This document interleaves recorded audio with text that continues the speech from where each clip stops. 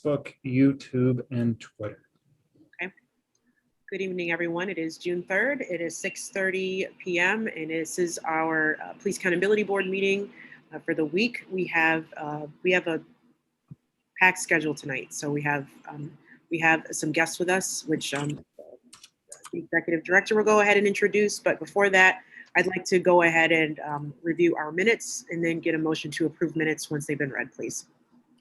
Okay. Just share my screen here. The meeting minutes from last week. I'm going to scroll down to the actual details.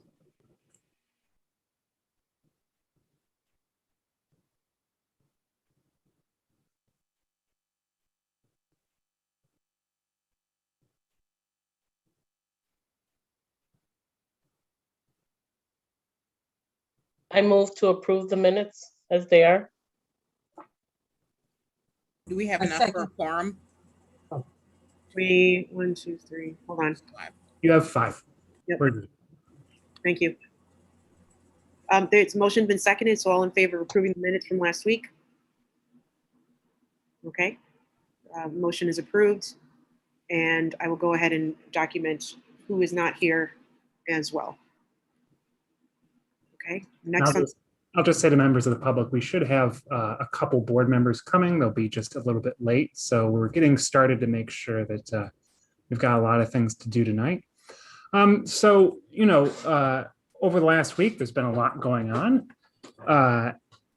One of the things that's been going on is City Council's budget process. You know, this way the city's budget process works is that the administration proposes a budget and then City Council has to review the budget. And in the process of reviewing the budget, City Council has hearings where they get to ask people who run the different parts of city government, you know, how are you going to use your money, these kind of things. And so that hearing happened earlier this week I'm losing all the days of my week. It happened yesterday, my gosh. And that hearing for PAB ended up being not a ton about the budget and a lot about the Center for Dispute Settlement, the Civilian Review Board, and the Police Accountability Board, and how civilian complaints regarding police misconduct will be handled in the coming months, given the way that the Center for Dispute Settlement is going to be changing its functions moving forward. And so there was some public confusion about what was going on. I think there was maybe some confusion amongst city officials about what was going on during that hearing. And so we wanted to make sure that we gave a chance for folks at the center to kind of talk to the board about what's going on, what they've been up to, where they plan on going, and give the board a chance to hear a little bit more and ask some questions. So this is a really great opportunity, I think, for, you know, a little bit of transparency in local government. So I want to thank Shira May, who's the new CEO. Well, it's been a few months now, Shira, but she's the new CEO for the Center of Dispute Settlement. And then we also have the amazing, wonderful Cheryl Hayward, who's been running their programs over there regarding the support for the Civilian Review Board. You know, she's the director of the Police Community Relations Program over there. So these are 2 of the people who have the knowledge, have the expertise to talk really candidly about what's been going on.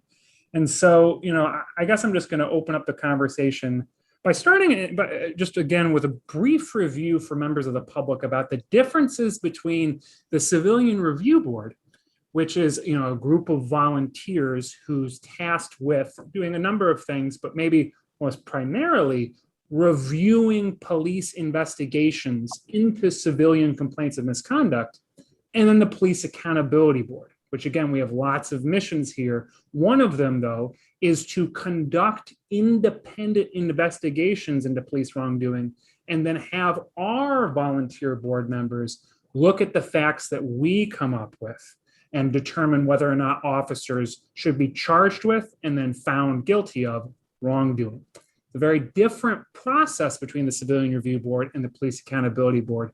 And these processes are built in law. You know, rules say, you know, legal rules say how we have to go about dealing with complaints. and how the Civilian Review Board goes about dealing with complaints.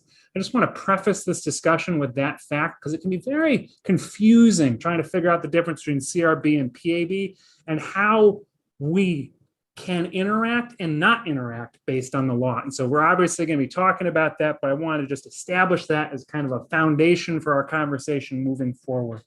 And so I'm going to kind of hand it over to Cheryl and Shira to kind of talk about where their work has been in the last few years, how we've gotten to this point, talking more specifically about their role in regards to, overall police community relations stuff, but more specifically how they interact with and support the Civilian Review Board and how that contract may be coming to an end and their thoughts for the future. So I'm happy to pass it over to you, Cheryl, maybe to get us started. And again, thank you for being with us tonight. Absolutely. Thank you, Connor and PAB and the public. I first want to start out by saying, just to put this up front as a reminder that the Center for Dispute Settlement is an independent organization. It's an independent, not-for-profit organization whose services we were founded on as a part of the civil rights unrest with the busing issue. And we were the first Center for Dispute Resolution Services in New York State and the longest running in the state. And so, there's been this misperception in the public that we work for RPD in that direct sense. The center is also charged with facilitating the legislature that the Civilian Review Board is a part of. And that's what we administer. So in our role, we are an organization that works with our community to be community builders, bridge builders, and to afford people the opportunity to address any conflict they may have through mediation. As a result, the center became involved with police oversight in 1972 as a response to the Denise Hawkins police killing that happened then. And based on the fact that we were an alternative dispute resolution center who was grounded in community building work, we were tapped to support the city in addressing the outcries for police change, which is what the PAB is also in the process of doing, is addressing those outcries.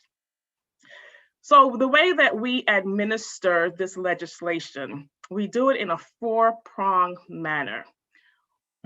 First, we serve as an alternative intake complaint site for citizens who are averse, uncomfortable, unsure, afraid of maybe beginning at the police department through the Internal Affairs Office. We also offer what's called police conciliation, which is where if the situation is a little bit not egregious, like excessive use of force, criminal intent, but more so procedural, maybe courtesy or conduct, we offer that citizen and the officer an opportunity to come to the table and have a conversation and give them the opportunity to empower them to address the situation and find some resolution that serves for them. Oftentimes people use the word justice, and we work in a system that justice is usually law enforcement or it's usually judicial enforcement, but justice can mean, you understand where I'm coming from, I've been heard, or you answered my questions. And for that individual, a citizen or the officer, it allows them to address their concerns, mitigate their issues, and possibly build relationships moving forward. The third way that we administer this legislation is through the Civilian Review Board, where we do work with citizens, specifically Rochester civilians, to train them through our mediation process, but they also go through an additional 40-hour training specific to civil rights, law enforcement rules, Rochester Police Department's policies and procedures, as well as fact-finding services as well. And the fourth is how we do our community outreach. And so in 2016, there was again, relationships are continually strained. And I think with the wonderful use of media, social media, our cell phones, things that have gone unseen are having the opportunity to bring forth to light. And so there was a report done about the center, the Civilian Review Board, And then there was just a massive landslide in moving forward to a PAB board versus a CRB board. What does that look like? What services, what powers do they have? And how does that impact the community moving forward? The Civilian Review Board specifically, and the legislature that embodies that, does not provide those volunteers or the process with any disciplinary powers. We have the opportunity to provide recommendations of policy, training, and investigations. And so for the last 4 years, our contract has been specifically through, it initially was funneled through the city council's overall budget, then they moved that directly into the Rochester Police Department's budget. Since 2018, especially with the change and with the legislature being implemented in the end of 2018, early 2019, the Center for Dispute Settlement has been working on a 6-month contract to provide these services because of the impending transition from the outgoing legislation that the Civilian Review Board and the Police Community Relations Program that the center operates, knowing that there's going to be a transition to the legislature. It was a 2-person department. It is a 2-person department. Unfortunately, with change, life, opportunities, I am the sole member of the department.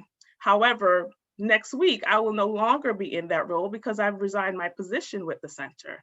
And that forced us to really take a look at where we were, who we are, how does this move our agency forward with our new director, what does that look like? And we had to really have a conversation about how do we service the public now? Can we service the public moving forward after my leave? And what does that look like? And so we decided, and I'll let Sherry talk a little bit more about how that decision came by, as well as the vision moving forward for the organization. And we felt it best as an organization because there would be nobody in the organization that has the knowledge, the experience that I have. Frank Liberty, who was our former CEO, he has. Between the two of us, we have over 20 years educating ourselves, getting the experience, facilitating the process. And so how do you then manage something that there is no one with the knowledge to do so? Sherry, I'm gonna kind of have you follow up a little bit more in the decision-making process, please. Sure, thank you, Cheryl. So I came on board at the Center for Dispute Settlement on March 1st, and I overlapped with Frank Liberty for 1 month. So he retired March 31st. So I was officially taking the leadership position just since April 1st. And just a few weeks ago, Cheryl informed myself and our director of operations that she was resigning. So we had to have some heartfelt conversations among the 3 of us about what our options were, right, to continue our contract or not continue our contract. As Cheryl said, the knowledge base that Cheryl has in her role as coordinator is one that takes, you know, initially, as Cheryl mentioned, the 40 hours of training, the mediation training, but in addition, you know, she has built up years of these relationships, understanding of the processes. One of the key things, and I got to observe Cheryl and the Civilian Review Board conduct a review. And one of the key things that I see in Cheryl and Frank, who retired, is the ability to coordinate this group of volunteers who are often watching body cam videos, looking at evidence that is very upsetting, right? This is, you know, secondary trauma sometimes that these volunteers are going through. So Cheryl and her team, the staff, are there to support the volunteers. They do a debrief. The volunteers can always come through the building.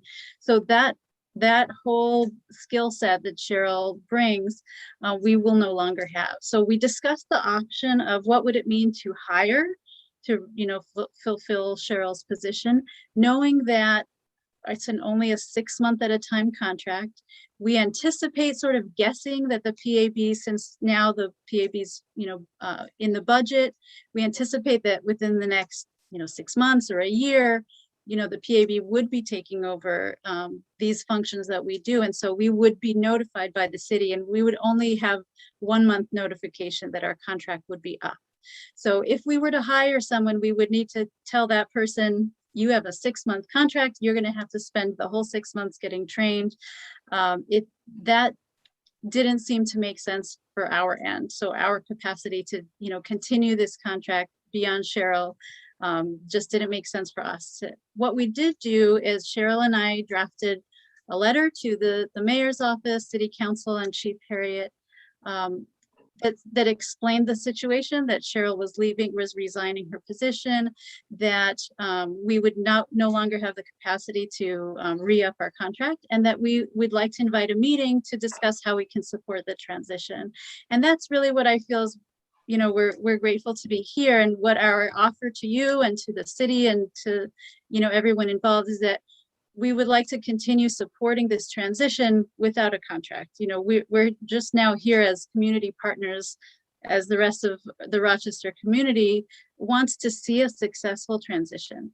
I think another thing that I'd like to say, well, I'm going to speak as a peacemaker, right? We are a center of dispute settlement. That's our primary mission. We really always keep dialogue at heart. We really want to see everyone involved in the change. And one of the things that I'll just speak really honestly and transparently, I have hope that the PAB will continue some level of dialogue with law enforcement. And I'm saying that vulnerably, knowing that won't sit well with many folks. What I'd like to offer is that, when we do anti-racism training at the center, I in my former job at Partners in Restorative Initiatives, we worked with school districts on systemic change. We need everybody involved in the system. And sometimes there's a question of, if you're not coming on with us on the train, maybe this isn't the place for you, right? But in order to make systemic change, we believe as a center that dialogue and engagement and invitation for everybody to be part of the solution is an important piece of the puzzle. So that's what we hope to do in the community moving forward, just in terms of police community relations, that we are available to provide those types of dialogues, engagement, whether it's restorative circles or other things, to keep people at the table and help make those really important conversations. The last thing I'll say is, when we know that the landscape of police community relations is changing all over the country. When we all saw the deaths of George Floyd, Daniel Crude on video, we know collectively that it's time for a change. And we absolutely at the center, we support the change and the dialogue that's happening with PAB. So I think what's our message is we want to support these changes that are overdue and need to be happening in terms of accountability and systemic change. And we're here to offer whatever support we can. I know that there are likely to be questions about what literally will happen next in terms of complaint process intake, review of investigations. That's currently really now going to be in the hands of the city council, who's going to be tasked with administering the new legislation. So within the next 6 months, we did speak with our CRB panelists today, and this is a group of passionate citizens who have spent, many of them, many years working towards the goal of police reform and police oversight. They said, I heard unanimously that they are here to support whatever process would be helpful moving forward. If it would be an advisory board to this group, or even just to meet with this group to kind of talk about their experiences, maybe even what it's like to review these cases. They are very open to participating, and I will be as well. Once Cheryl leaves her position, I will formally take over her position as coordinator just for the remainder of June, but I want to make myself available moving forward too. Cheryl, did you want to add anything or to what I said? Yeah, no, not at all. I think, I just want to really impress the work that our volunteers and the commitment that they have had to the process and the citizens of Rochester, inclusive of the police department. So.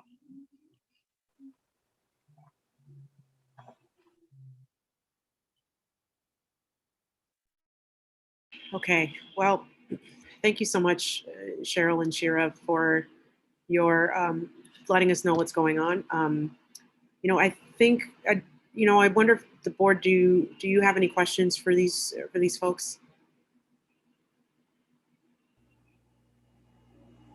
Okay, so we have questions for you, as you can see.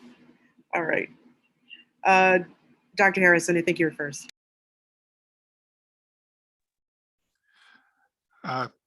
Good evening, Ms. Hayward, and thanks to both of you for meeting with us. My question is pretty straightforward.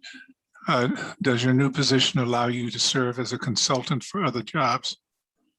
It possibly would. I'll need to get my footing in the door, but I don't see where it would be a problem. But of course, I'll have to check to make sure. Thank you. Board Member Brown. Great evening. Thank you both for being here with us. We really appreciate the information that you brought. First, I have a personal favor. When you speak to Frank Liberty again, tell him Arlene Brown said hi, and I miss him. Yes. How many volunteers do you have?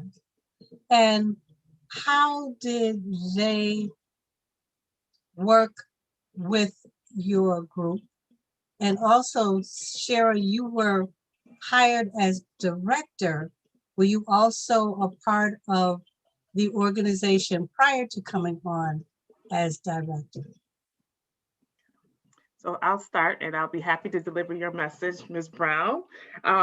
So currently, the program has gone through several iterations since its inception. In 2012, Adam McFadden did a evaluation of the program and found that it needed a community advocate position. In his evaluation, they also determined that the Civilian Review Board members must reside strictly within the city limits. And so, long story short, we have right now, including myself, 8 panel members. We have lost panel members throughout the years with them moving outside of the city limits.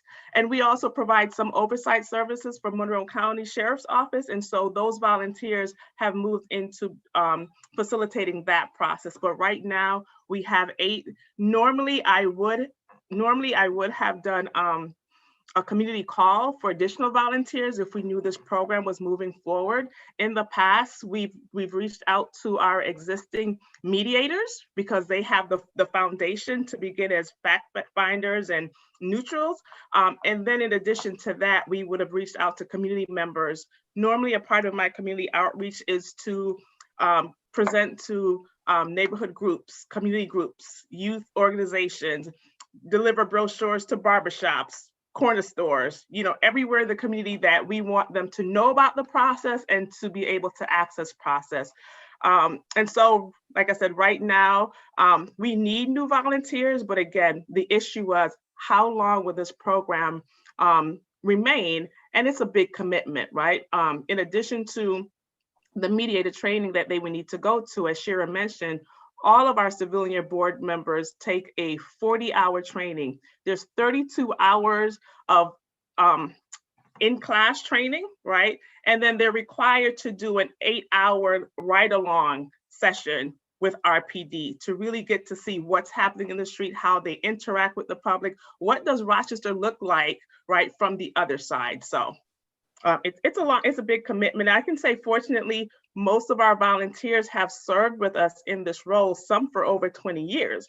The last few was, I think, a 2017 recruitment.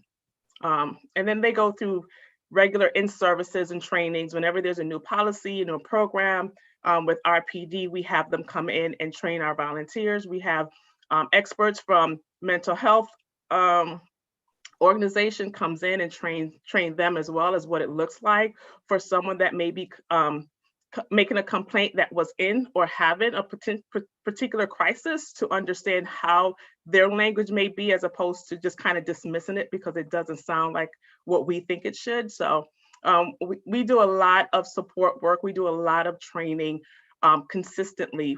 We do about 2 in-services, about 2 6-hour well, they're 3 hours each with our volunteers every year to ensure that they are abreast and continually up to par.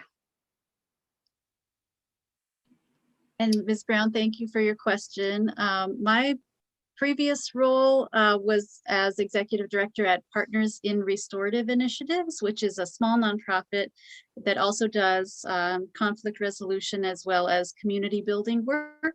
So I had not worked or volunteered at the center. I had completed the mediation training, but I actually currently going through my apprenticeship process to get certified as a mediator.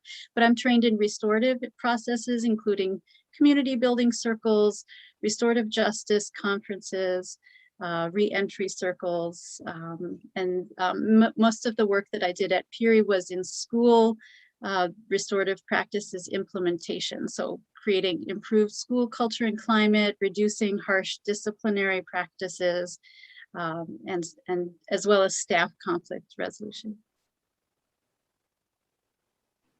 Dr. McIntosh?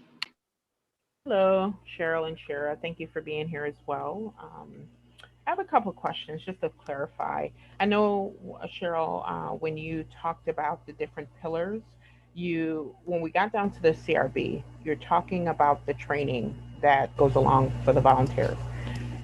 With this contract being essentially finished, that program is no longer in place, that 40-hour training for volunteers. Is that correct? Am I hearing that correct? So that would be correct, because that was something that the center decided was important to ensure that our volunteers had the tools to effect these reviews appropriately. Okay. A couple other questions. I'm wondering, when we talk about the transition piece, there must be some certain guidelines or templates or algorithms that you currently use for your process. I'm just wondering, as a part of this transition, would that be something that we would be able to have access to understand that process a little bit more? I don't know how that would work. So with the complaint intake process, we use the current complaint form that our PD uses. So that's the general form. So of course you can have access to that. I've developed our own tracking system through Excel sheets. And, again, it's a conversation that Connor and we can have, and I can show you exactly how we get it. There is a process where for us to get a civilian review request that comes directly through professional standards section, right? And just the process of saying, okay, we know that we have so we're supposed to get these reviews completed within a 2-week window, at least scheduled. And so that's the window that we try to operate on, especially with it being volunteers, right? And these people, some are retired, some are fully employed. So really trying to work around their schedule within the 8 to 5 time frame of the day. So I'll be happy to, Shira will have access to all my files, my folders, my report format. So, I'm sure that, that shouldn't be a problem. Okay. And then I guess I just would want to know, do you have any pending cases? Like what's the backlog like? How many cases are currently in the queue at this juncture? Right. So on our end, it's there's no rhyme or reason on how many cases you get. In cases, I'm referring specifically to the Civilian Review Board. But let me go back a little bit to the complaint forms.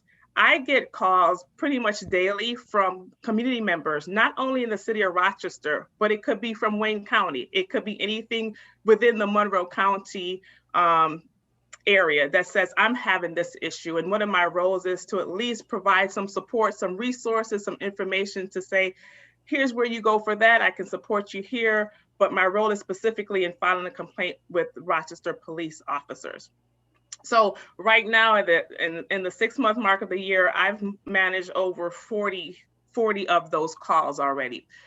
Those people that are specifically wanting to file a complaint against Rochester Police Department, I inform them of the process. I tell them what the timelines look like.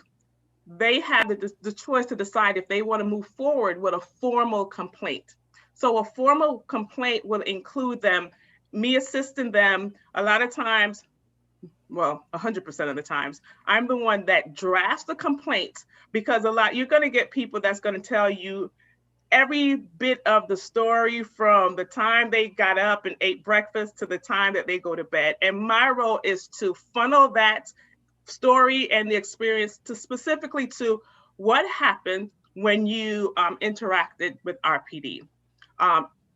From there, I can pretty much tell, is this a procedural complaint? Is this an excessive use of force complaint? Is this a courtesy complaint? Is this a conduct complaint? Or does it include a multiple of all those issues? Whittle it down to the facts of the issue, give them a copy. I keep a copy, and a copy goes over to the professional standards section to begin to evaluate whether or not this complaint requires a full investigation. Sometimes it's really a matter of, I've called this officer or I've talked to Captain so-and-so, and I don't think I'm getting any assistance. So it may not go beyond a full investigation. Sometimes I'm able to mitigate their situation by making phone calls and saying, hey, I have the citizen here. What's going on? Can we do X, Y, and Z? If it goes forward to a full complaint, it doesn't always come to the Civilian Review Board. For a complaint to come to the Civilian Review Board, it has to have certain criteria. It needs to have excessive use of force. It could be a criminal act. It could be a racially charged incident. And it could also be internally generated by RPD based on their officer behavior outside of a complaint. And so there's not necessarily a queue often for the Civilian Review Board. When the PSS sergeants are completed with their investigation, it automatically comes over to us to then do the second leg of the investigation, which would be to review their investigative case, all the documents, all the footage, all the videos, all the interviews, whatever they found in their investigation, we have access to. So right now, we've done 7 cases so far this year. And again, normally there's not a lag in providing that service. So just one more, thank you for that. And just one more question. You initially, when we spoke for the last question, you mentioned something about a 2-week window, but then when it goes to this full investigatory process, what's that timeline like? So there was an implemented rule for RPD that the goal is for them to complete a complaint investigation in 180 days. Right? Because it depends on if there's any major incidents that they may have to take the sergeants away from investigating this particular thing. I think my average last quarter was, I think, 200 and some odd days for a incident from the date of complaint to the date that it comes to the Civilian Review Board. But don't quote me on that number. It's in the report, but I think it's around 200 and some odd days. I've had cases that's been 32 days, right? So it really depends on the complaint, the incident, and really what needs to happen, right?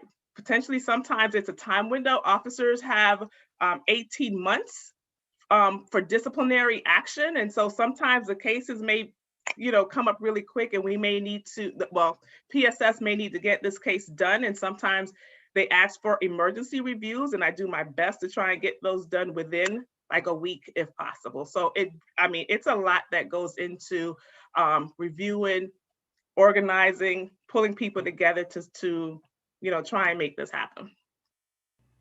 Thank you.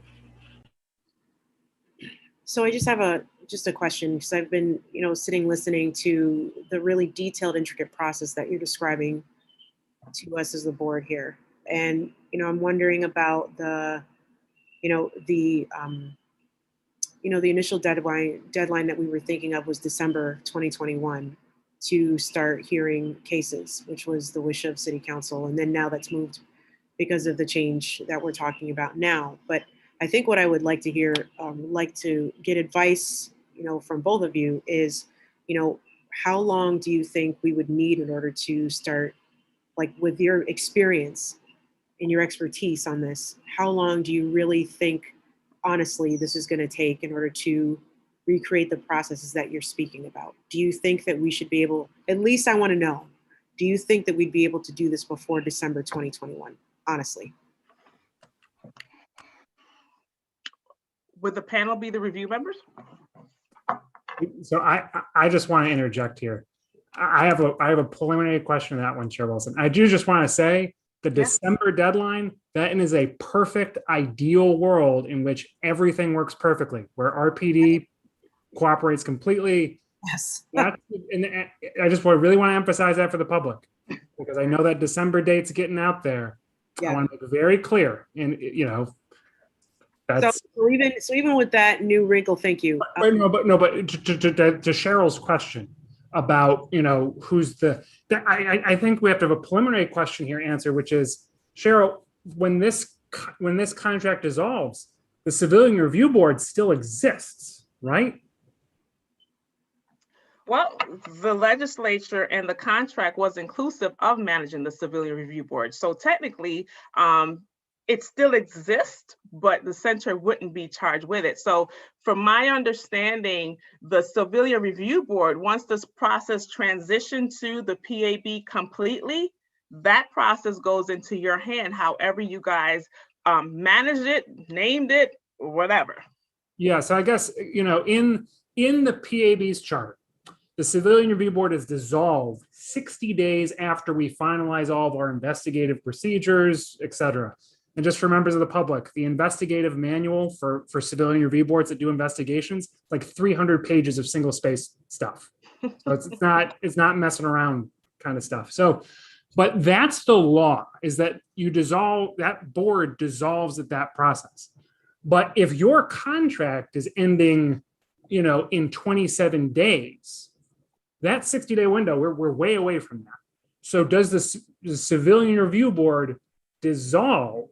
My understanding, I'm just reading the law, my understanding is you stop administering the Civilian Review Board, but the Civilian Review Board as an entity still exists.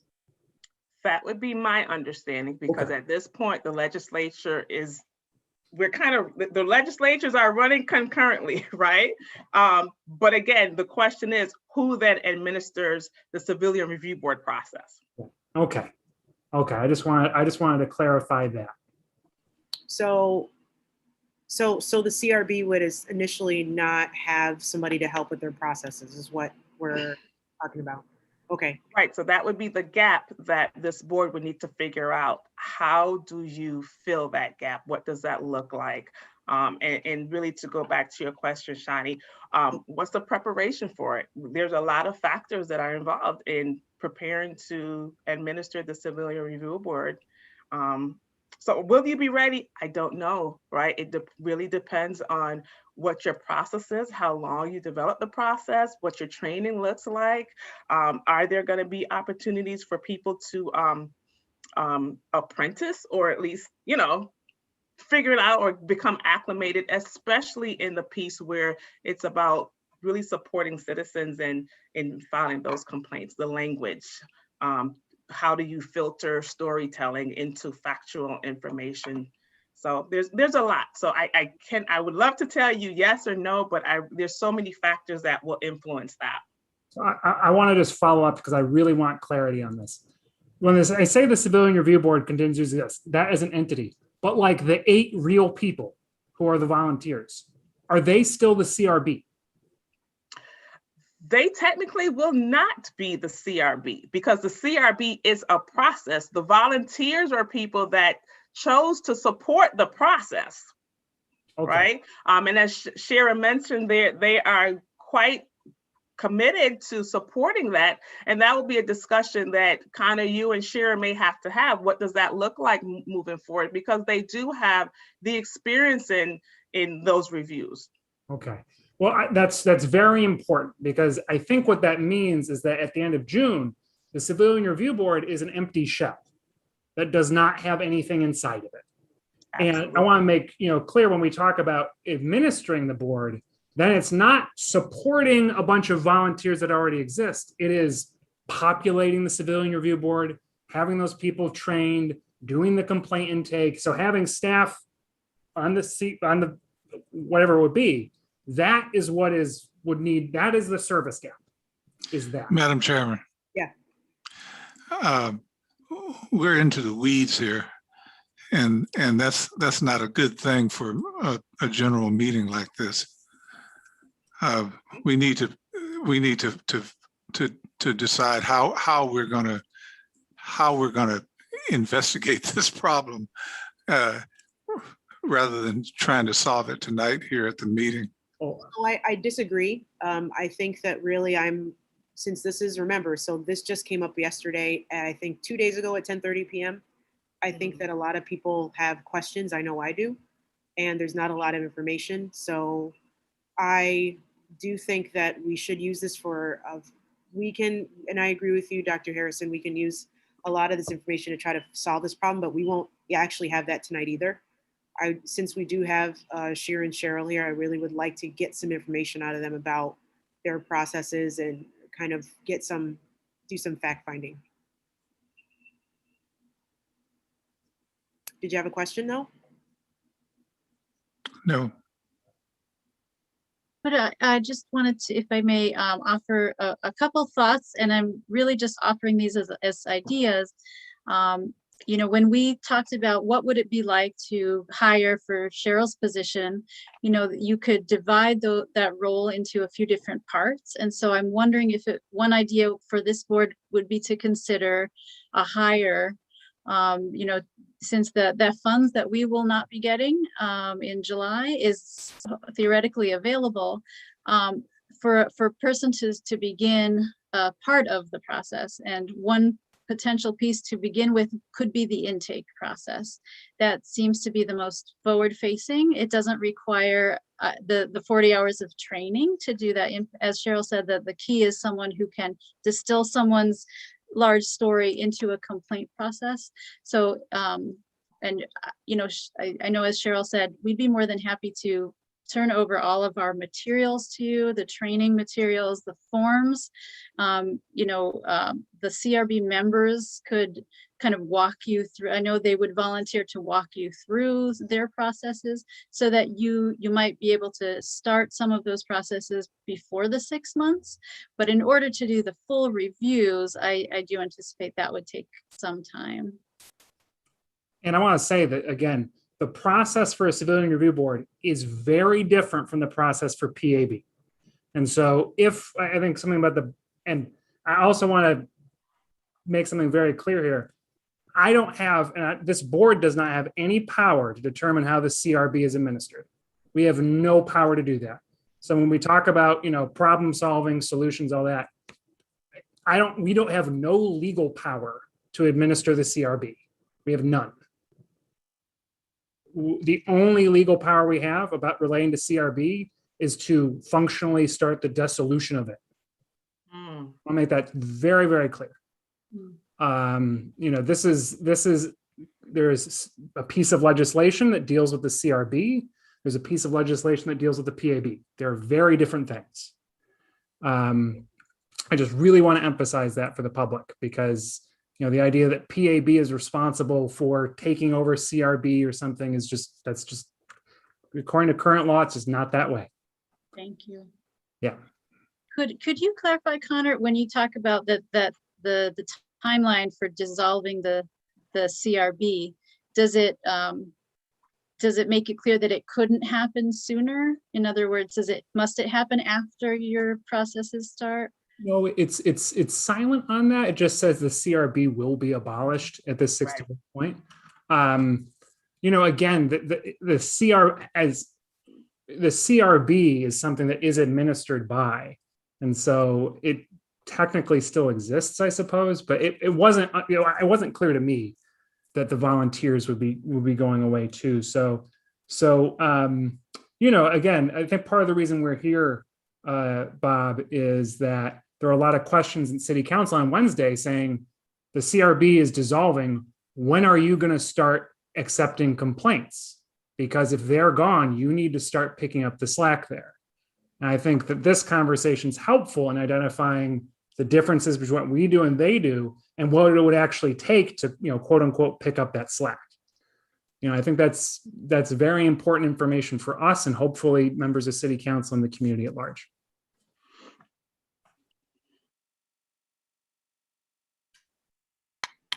Okay. Anybody have any other questions?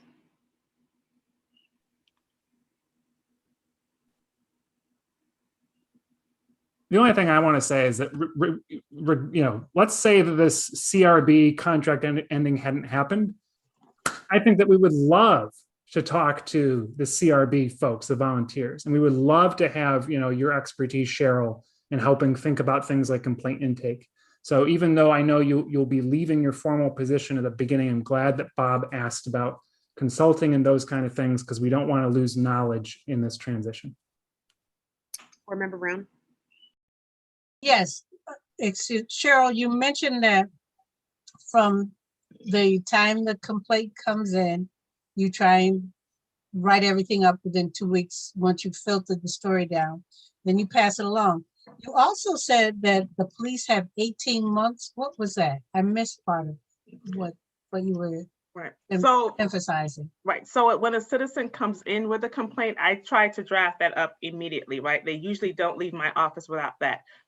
It's the CRB, the civilian review request has to get scheduled within that 2-week frame of me receiving the request and having the review completed.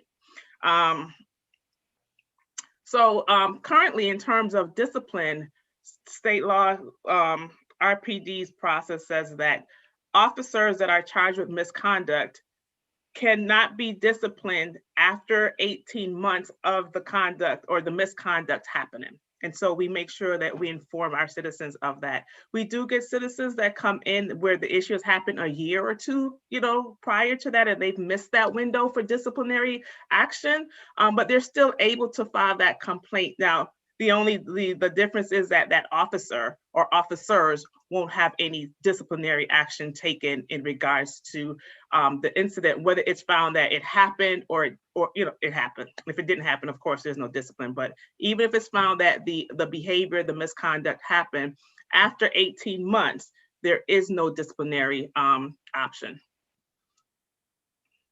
Yeah, so hopefully that clarified. Board Member Tucker?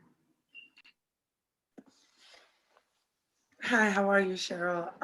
In the case that you were just mentioning, if it's past that 18-month window and the officers cannot receive any disciplinary action or consequence, is there still an investigation, is the first question, to see if the actions actually happened? And then secondly, although they can't be disciplined for that misconduct, does it still go on their record? I believe any complaint does go on their record, right? Okay. So when there's a formal complaint, it does go in an officer's record. Okay, so okay. Yeah. Is there still an investigation to see? Yes, from my experience, the professional standards sergeants, they still do their due diligence in trying to get as much information as possible. Some of the things that may make that difficult is whether or not the officer is still employed, whether the witnesses or, just information gathered may be a little bit difficult, but they do still make as best of their diligence as possible to mitigate that situation and address it. Okay. For the citizen, yeah. Dr. Harrison?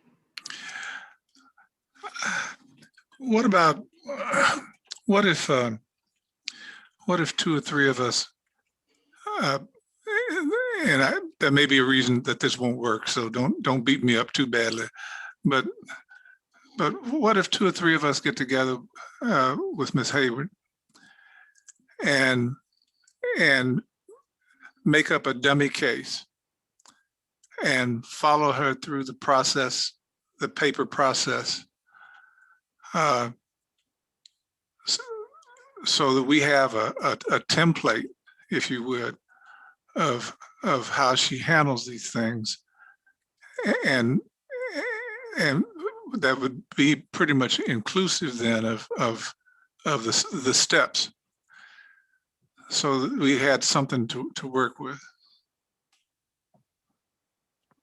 Thoughts, folks? It sounds like a good idea. I actually I'm sorry, other people's hands were up before mine. Go ahead. Dr. Harvey. You're muted.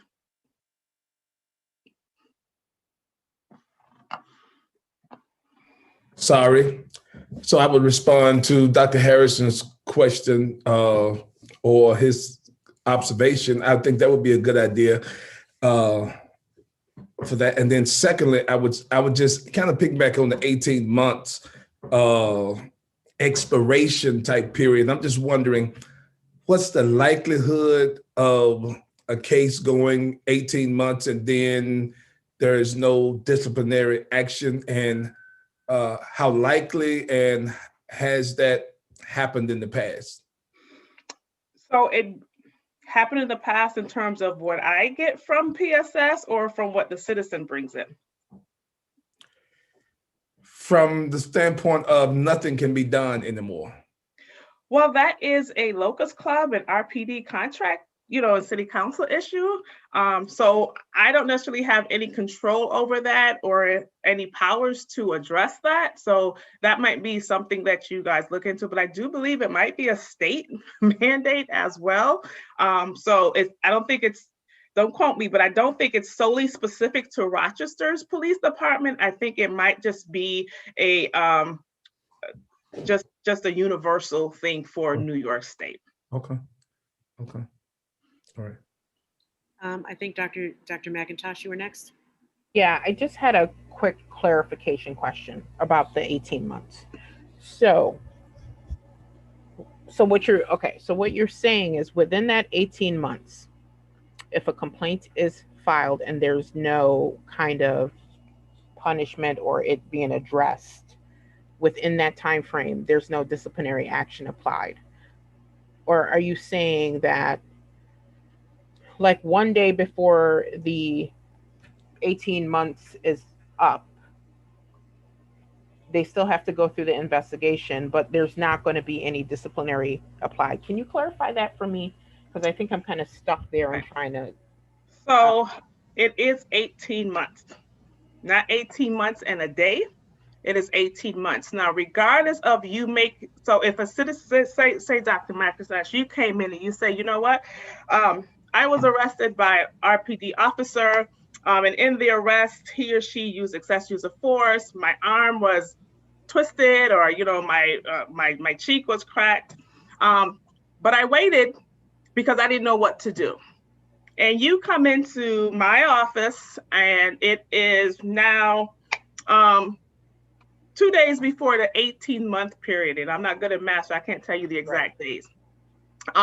There's a process, because I'm going to get your complaint and I'm going to send it over to professional standards, or even if that citizen goes directly to professional standards and complaint, even if the process is in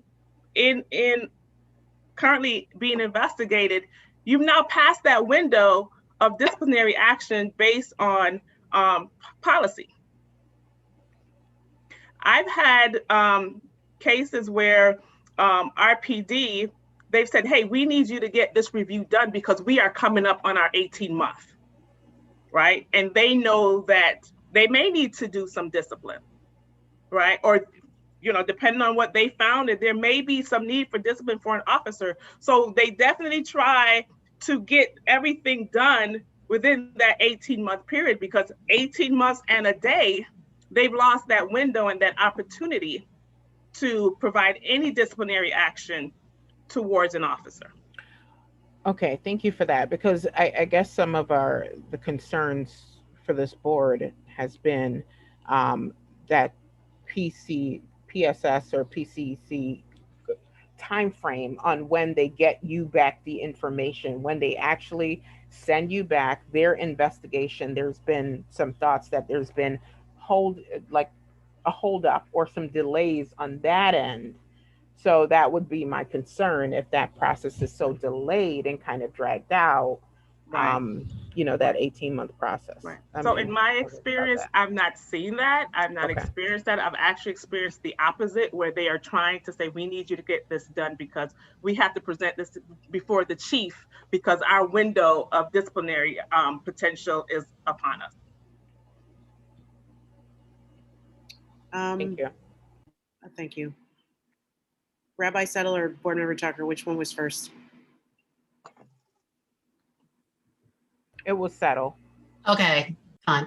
I think there are a couple of things. One, I just want to say that I think that we might need to get going with our specific situation and process, which is a different one, and then find out and get that going, and then find out where we can connect with you, because you start sort of from a different premise in terms of, I mean, even things like intake, you know, what that means and sort of what that's about. So I really appreciate hearing all this from you. And I also feel like it's probably going to be more useful for us to renew this conversation once we've gotten certain things going in our sort of in terms of our own process. So anyway, I just wanted to put it that way. And I also want to get back to something that Shira said earlier, is that what you said about needing to sit down with police and so forth is not at all apart from what we think. Right. And we're very clear we want restorative processes to be an option in what we do, and that we know that sort of the sort of deeper, longer work is about relationship in a variety of ways. So, yeah. Board Member Tucker? Yes, I wanted to touch on something Dr. Harrison has stated, but also that the rabbi just stated as well.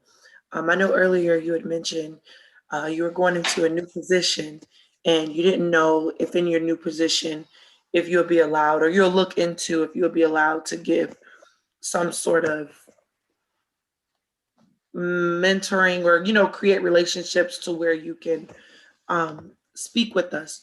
I was thinking maybe, you know, once we get our things together and where we're going, maybe within that time frame, we can, you know, decide to revisit this conversation with you. And I think it'll be more beneficial at that time because we will have a lot more to bring to the table and we'll know exactly what we want so we can utilize you. You know, we can maximize the information that you're giving us. But all of this is very, very important. I think, and I don't know, board, so you kind of like give your input on this. I think it's just like a little bit too early for us because we don't have our things out on the table, you know, just organized just yet. Right. But it's definitely, we're going to need this, if that makes sense. Right. Well, I just want to say that, you know, Connor invited us just to give you information. So it's not necessarily about a deal making by the end of this process.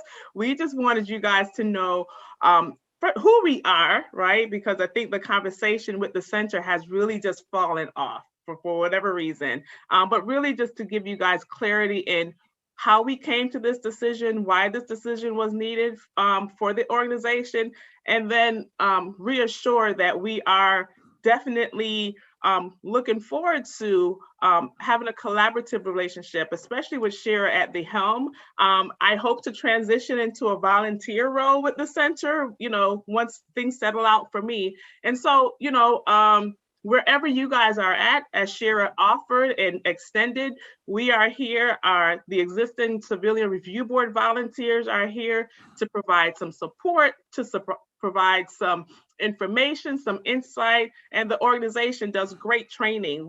I mean, I don't think people realize that we work with police departments nationwide. People call us to find out about the process and what we do. And so, you know, like I said, we're not here to let's make a deal at the end of the session, but definitely wanted you guys to have some information about the total process, period. Thank you so much. So Dr. Harrison and Board Member Perez, you will have the last word on this. I just wanted, George just made me think of something. The reason I said what I said is I think there's a time limit with respect to Ms. Hayward. She's going to be gone within a few weeks. Maybe not gone. I take that word back. but Two more days. Fading away, and long before we can get our process down on paper. So if we can get an outline, a rough outline from her before she takes off, I think that's to our advantage. And Shara will be managing the process until the end of June. So, she'll have, I gave her training, and, again, the center is definitely here for you guys to get some support services. Board Member Perez, you have the last word. Yeah, I just, first of all, thank you both for coming and sharing with us. We really appreciate it. I think we're not ready to inherit any of this at this point. So I agree with everyone that has said this up to this point. There's some things that we need to put in order. I just find it interesting that we suddenly want to get all this information when this has been here all this time and we didn't tap into it before. So I don't feel like there's any rush. I think that if Ms. Hayward is around and we're willing to reach out to her, I'm sure she'll be willing to help us in any way or form, whether it's as a consultant or voluntarily or whatever. So I feel like there's a lot on the agenda, and I think we should move on because we're obviously not going to resolve this tonight. Okay, on that word. So thank you so much, Cheryl and Shira, for coming to speak with us tonight. And thank you so much for all that you've done for the city. And especially Cheryl, thank you for all of your hard work, expertise, and kindness to me specifically, answering all my questions. You've always been so nice. And so we really appreciate you, and we appreciate you both for coming. So we'll be in touch. All right. Thank you guys for having us. I'm glad. Hopefully we gave you some information that you could use. Yeah. Thank you for having All us. right. Thanks. Have for a all good that you night, do. everyone. Bye-bye. Thank you, guys. Okay, well, I'm glad that we had that. I think, again, the important reason is that council had its hearings where I testified on Wednesday. They're having a follow-up session where I will also be testifying on Wednesday, where I presume they will be asking again, what are you going to do to replace the Center for Dispute Settlement and managing this, the Civilian Review Board, and will you be accepting complaints? Because council, some members of city council have said, you need to accelerate your timeline because now the Civilian Review Board isn't going to have a process, and that's part of the reason why we have to discuss this now. So Connor, help me understand. It's unfortunate. It's unfortunate what's happening there. That all of this is happening at around this time. It's also unfortunate that they had this contract on a 6 months basis. There may have been their reasons for that. I just don't like it when, and this is just me personally, I just don't like it when you have to inherit something that, because we're not the catch. I want people to understand that we're not the catch of everything, everything police, right? We're not going to be the catch off for everything police. And if we didn't exist, which we do, and that's okay. But if you're saying that what they do is very different from what we're going to be doing, then how is it that we need to inherit that? Like, I need to understand that rationale. yeah. I think frankly, there's some confusion from some people about what the Civilian Review Board does and how it's different from what we do. So I think that's just part of it, making clear to people we don't do the same things. I think the one place is there's that one function of the Civilian Review Board, which is taking in complaints and then referring them to the police, because that's at the end of the day, that's what Cheryl does. A lot of what Cheryl does is referring them to the police. To the extent, because, the Civilian Review Board, they're going to essentially go away in 30 days. And, just in the same way that people right now, when people have called PAB with complaints, I refer them to Cheryl and Cheryl will refer them to PSS, right? That's what I've been doing.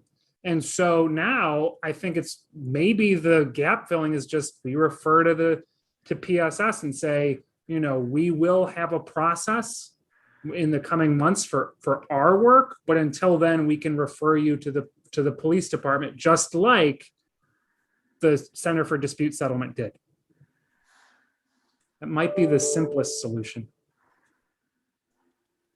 I think my reason for asking questions was because we, for the reason about the intake process, we have no, none of us have done that before.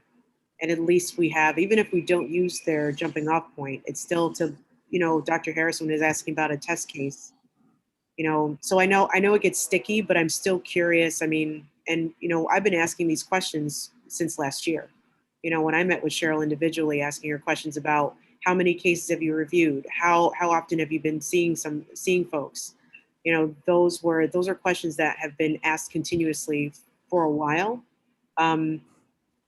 So, Dr. Harrison. There's a reality here, though. If you touch it, you own it. That's true. So there's That's got to be some follow-up. Yep. So I think part of what's important is understanding that we have a ton of work to do.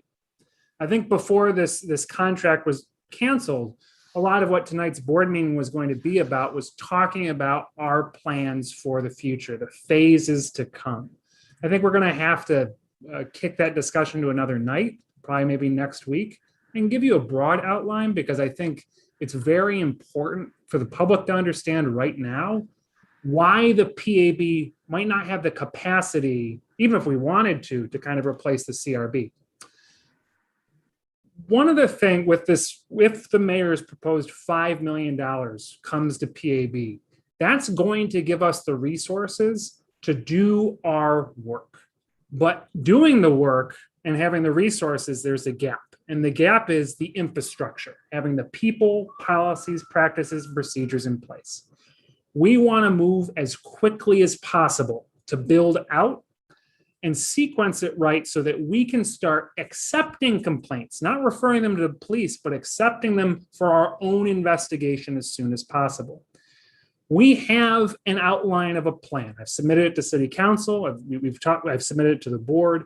That plan is a rough draft, but it has sequences, phases of recruitment, hiring, training, onboarding, writing the rules, writing the procedures, having the board members get trained to do their work. All of that is a ton of work, a ton of work. And that's why, we're trying to say, here's the different phases that we're going to do this work in. Here's the amount of time that these phases could go in. It's not just, we promise to get this done by then. Here's a range of dates. Having that plan is going to allow us to get to that end goal. Part of the issue is that we have to be focused on doing that work. If we start doing other things, it's going to slow us down from that date, getting to the work that we have uniquely been tasked with doing, right? So, for right now, my job has been exclusively for the last few weeks dealing with budget implementation, framework, and sequencing. Learning an alternative process will take a lot of time. And so I just want to really emphasize that. So we can't get into the details tonight, probably, but I do want to pass it off to Chair Wilson, because I think the one thing that is clear is that, the budget vote is on the 15th. If this budget is approved of, the board is going to become something very different from what it is now, which is mostly the people you see on the screen. It's going to be this logistical process of getting everyone prepared to do the work while we kind of start doing some of the work as well. And so an important thing for all of us to do is figure out what is the board, as the 9 volunteer members who lead this organization, where are you folks going to have to go in the coming months? Where is the staff going to go? And so I think that's a conversation all of us have been having over the last couple of weeks. And I think the next steps are figuring out how to have those conversations. And so I think the next part on the agenda is talking about a potential retreat, Chair Wilson.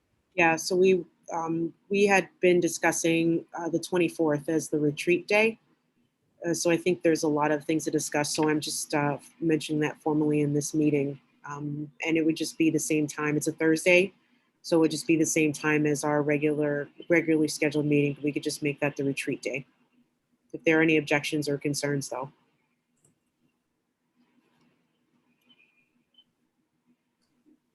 This No? is retreat via Zoom, right? Yes, Okay. good question though. Is there a reason we have to have it via Zoom? I think it would be much more effective if we're in person with each other. It's up to you all. I plan to do Zoom and I plan to leave around 7:30. Well, Are there any other folks that want to meet in person besides Rabbi and Dr. Harvey? No. I didn't say I wanted to be in person. I wanted to be sure that it was Zoom because I'm available per Zoom. Okay, so you are available for Zoom. Apologies. Yeah, it doesn't matter to me, either or. Doesn't matter to me either. I do think we should, I mean, I know, I don't I think. prefer, To, sorry, go ahead. I prefer person, but if we do Zoom, that's fine as well. So I guess- Person is nice. Zoom is okay. And my preference would be in person, may I say. I'm just not available in person on the 24th. But my preference is definitely in person. So I think we come long enough, and you know, it'd be nice to see everybody on not a TV screen. I agree. So Yes. It's going to be complicated though if it's half and half. I can help make some of that work. If it's just like one or two people, we might be able to have someone zoom in to an in-person thing. I don't know. Like simulcast. Exactly. well, I guess though I'm hearing that there really is there's, you know, the rabbi has a preference. Some folks are available and because of Zoom or not available. So I think we just need to, just at least for this board retreat, we just need to, I'm suggesting we do Zoom, folks, unless there's just some people are just like, you know, breaking the table down because you want to do in person. Where would it be? I mean, when we do get together, where will we get together? That's a good question because I don't think all is open to us right now. So So actually, the board's offices are being renovated this week. I was able to get that happening. It's going to look completely different by the end of next week. We're going to have all cubicles in the main room. We're going to have one of those tables you initially sat around for your initial meetings. That's going to be here in the second wing with all its own chairs and stuff. We have lots of, food and, beverage storage areas and stuff. So if people wanted to have it here, you could, unless you wanted to have it at someone's house. Oh, you're there now, Connor? I'm in the office. All right. Okay. Good. So the office is a potential meeting spot. The office has handicap access. There is, I have to check the one door. Facilities is coming in because there's a gap where there should be a ramp, but I can make sure it will be by that date. So Connor, you're making sure that if we wanted to meet in person, that we can do so by the 24th? Yeah. Okay. All right, so we will try to meet. So I guess my ask would be that if we can attempt to meet in person on the 24th, if anybody has any, definite objections, but I think deferring to Zoom just in case we don't. I see you, Board Member Tucker, with your head moving around like that. But I see, I think that if we can just defer back to Zoom if things don't work out and he's not able to get wheelchair access, because that's going to be important. Yep. So, I mean, that's fine, but I think there should be a virtual option either way. Oh yeah, no, there will be. There'll be a virtual option. I'll contact IT and see if they have a best practice on that. The only other thing I'll say for the members of the public who are thinking about this, normally all board events are open meetings, where you can get to do these things. There's a couple exceptions. One of them is for educational sessions where board members are just learning, like they're having a training. Another is for interpersonal retreats where you're talking about interpersonal dynamics, how you operate as a team, that kind of thing. So that's one of the reasons why a retreat like this wouldn't necessarily be an open meeting. All right. That means I get to try to make Edith smile. Oh, there you go. You just did. It's a knack. Okay, so it's 7:47. I know that we were going to end at 7:30. Is there any other business that we need to address before I ask for a motion to adjourn? I can give the brief updates I have via email about the logistics of the website, hiring, that kind of thing. So happy to end it now. I so move. I second. All in favor? Aye. Okay.